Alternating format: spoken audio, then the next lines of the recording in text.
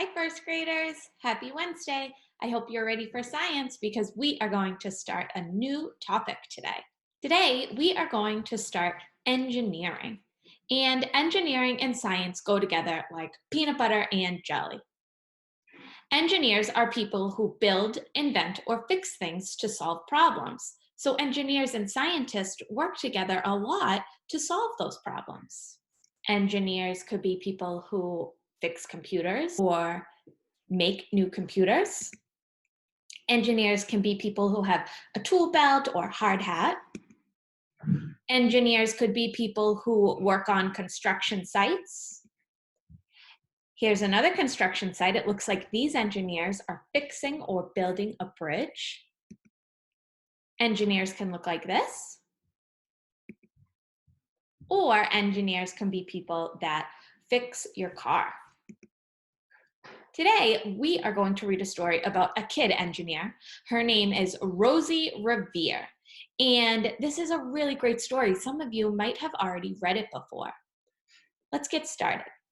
Rosie Revere, Engineer, by Andrea Beatty, illustrated by David Roberts. This is the story of Rosie Revere, who dreamed of becoming a great engineer. In Lila Greer's classroom at Blue River Creek, young Rosie sat shyly, not daring to speak. But when no one saw her, she peeked in the trash for treasures to add to her engineer's stash. And late at night, Rosie rolled up her sleeves and built in her hideaway under the eaves. Alone in her attic, the moon high above, dear Rosie made gadgets and gizmos she loved. And when she grew sleepy, she hid her machines far under the bed where they'd never be seen. When Rosie was young, she had not been so shy.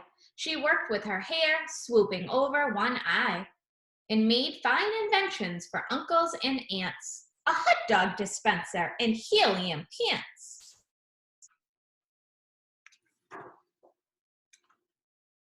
The uncle she loved most was zookeeper Fred. She made him a hat to keep snakes off his head, from parts of a fan and some cheddar cheese spray, which everyone knows keeps the pythons away.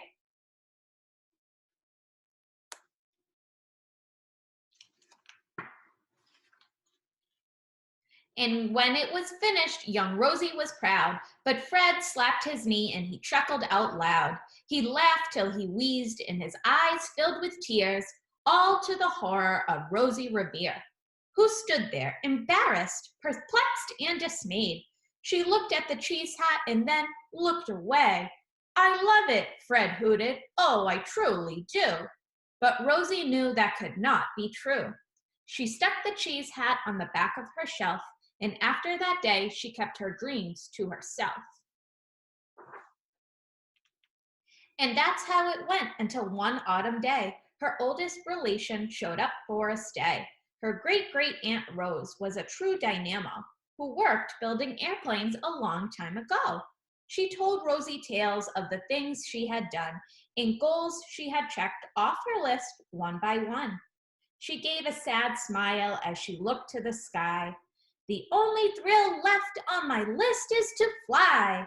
But time never lingers as long as it seems. I'll chalk that one up to an old lady's dreams.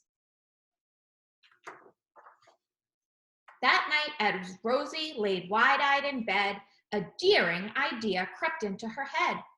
Could she build a gizmo to help her aunt fly? She looked at the cheese hat and said, no, not I. But questions are tricky and some hold on tight, and this one kept Rosie awake through the night. So when dawn approached and red streaks lit the sky, young Rosie knew just how to make her aunt fly. She worked and she worked till the day was half gone, then hauled her cheese copter out onto the lawn to give her invention a test just to see the ridiculous flop it might turn out to be.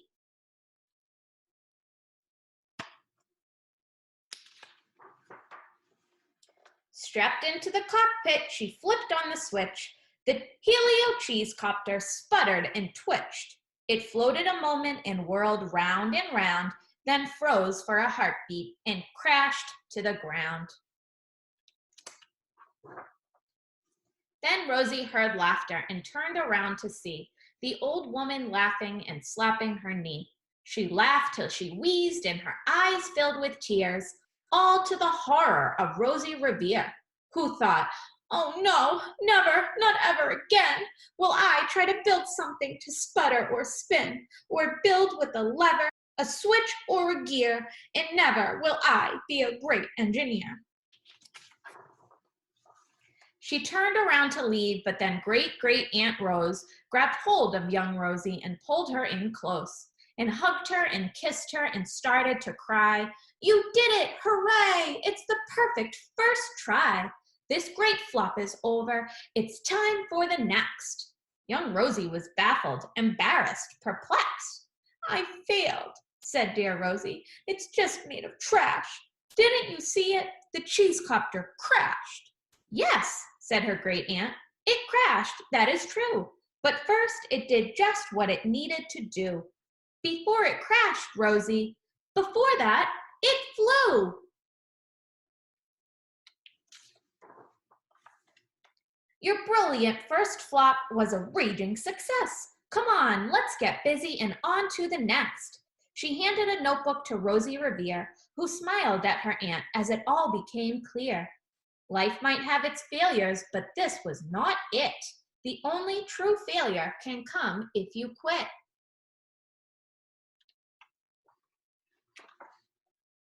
They worked till the sun sneaked away to its bed. Aunt Rose tied her headscarf around Rosie's head and sent her to sleep with a smile ear to ear to dream the bold dreams of a great engineer.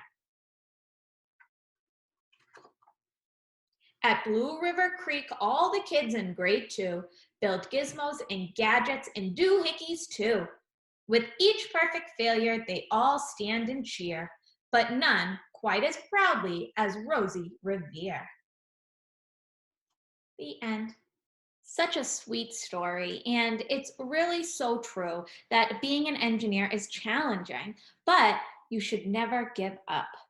I have some questions to go over with you guys. Did Rosie's invention come out perfectly the first try? Nope, it did not come out perfectly the first try. She had to try and try again. And this happens to engineers in the real world as well. Their invention doesn't always come out perfect the first try. What was your favorite invention Rosie created? Back to the beginning of the story, she created a few different things. What was your favorite? And the last question I have for you, have you ever had an idea of something you could invent or something you could fix? Have you ever had an idea of a problem you could solve? Today's your lucky day. You are going to use your imagination today to complete this worksheet. It says, now it's your turn to create a gadget or gizmo. Plan it, build it, then make it better. The most important thing to remember today, boys and girls, is not to give up. All right? First, I want to know, what's your idea, right? Tell me about your idea. Give it a name.